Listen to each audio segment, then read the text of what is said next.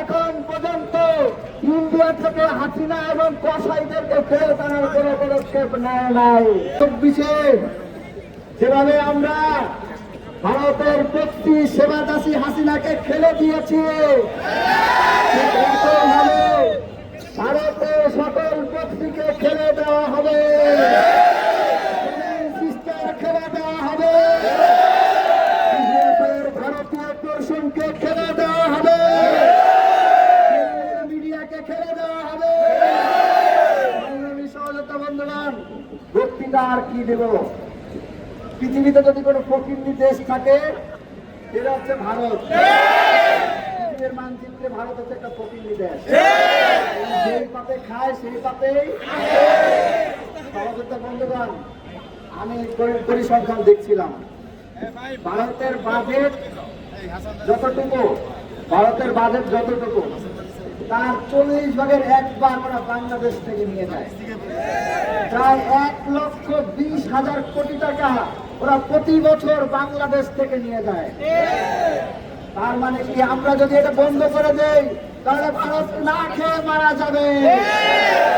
এই ভারত আমাদের দয়ায় বাঁচে, আমাদের দয়ায় খায়, সেই ভারতের বাংলাদেশের দিকে চোখ রাখানোর কোন সুযোগ নাই, কোন সাহস নাই। বাংলাদেশ সহযোগিতা বন্ধুগণ, আমাদের অত্যন্ত ব্যথা লাগে যে 2 সহস্রাধিক শহীদের রক্তের উপর দাঁড়িয়ে যে ইন্টারিমকে আমরা দায়িত্ব দিয়েছিলাম, সেই ইন্টারিমের দায়িত্ব ছিল ওই দিল্লি থেকে খুনি হাসিনাকে ফেরত নিয়ে আসা। কিন্তু এই নতজন পররাষ্ট্রমন্ত্রী তৌহিদ এখন পর্যন্ত ইন্ডিয়া থেকে হাসিনা এবং কসাইদেরকে ফেরত আনার কোন পদক্ষেপ নেয় নাই।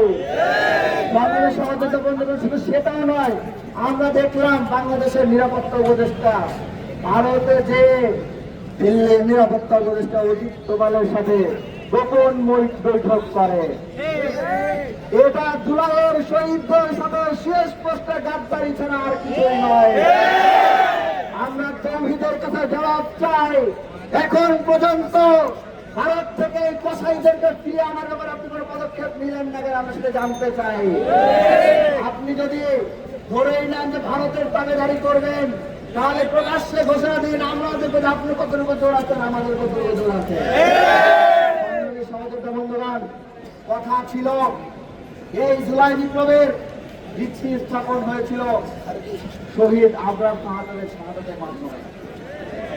আমাদের শহীদ আবরার শাহাদাতের দাবি ছিল ভারতের সাথে যত বৈষম্যমূলক চুক্তি আছে সেই চুক্তি বাতিল করতে হবে। কিন্তু অত্যন্ত দুঃখজনক হলেও সত্য, 5 আগস্টের পরে এই ইন্টারিম গভর্নমেন্ট একটা বৈষম্যমূলক চুক্তিও বাতিল দেওয়ার কোন উদ্যোগ নেয় নাই। আমরা হুঁশিয়ারি করে বলে দিতে চাই, কাল বিলম্ব না করে ভারতের সাথে যত ধরনের ট্রানজিট আছে সকল ধরনের ট্রানজিট বাতিল করতে হবে, সকল ধরনের অবৈধ চুক্তি বাতিল করতে হবে। দক্ষিণ তালপট্টি আমাদের, দক্ষিণ তালপট্টি ফেরত আনার জন্য আন্তর্জাতিক আদালতে যেতে হবে। ভারত তার দেশের মধ্যে গণহত্যাকারীদের লালন পালন করছে, এই গণহত্যাকারীদেরকে ফিরিয়ে আনার জন্য বাংলাদেশ সরকারকে আন্তর্জাতিক আদালতে যেতে হবে। আমাদের পানির তিস্তার পানির ন্যায্য হিস্সা বুঝে নিতে হবে।